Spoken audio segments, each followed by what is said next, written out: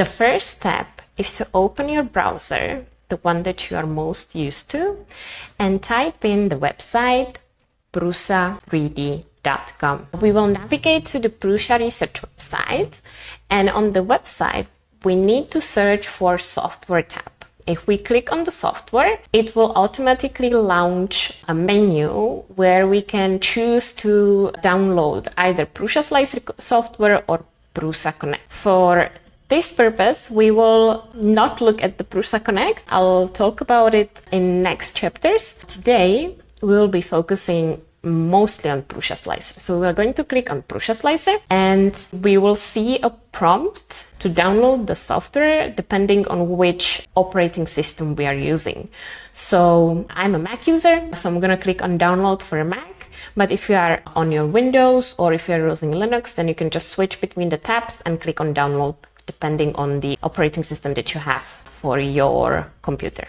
So I'm going to click on Mac and click on download for Mac.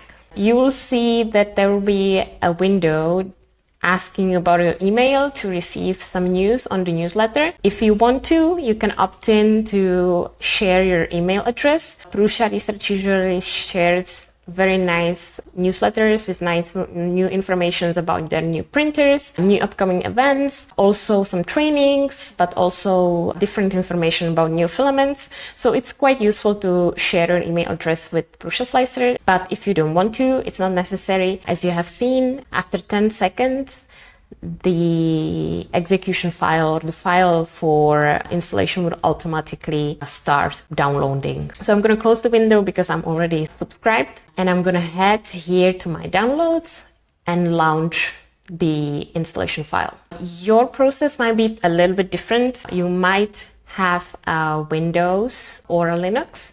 So follow through the installation process as you are used to with other applications.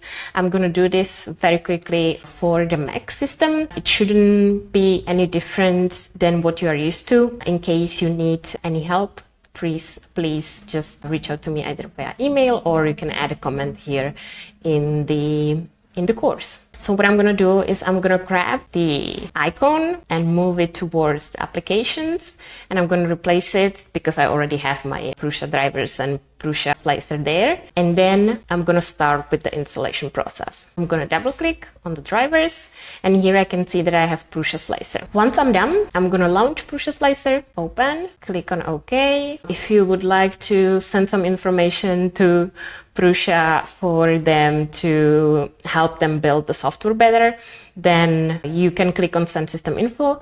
If you don't want to, which you can opt to not to do, I would say that it's quite safe to share information with Prusa because they are open source. They're trying to build the software based on the inputs from the community. So if you would like to help them, you can click on send system info, or you can click on don't send anything, depending if you're maybe using a computer from work or your parents' computer or any other reason that might restrict you from the security reasons to share the information.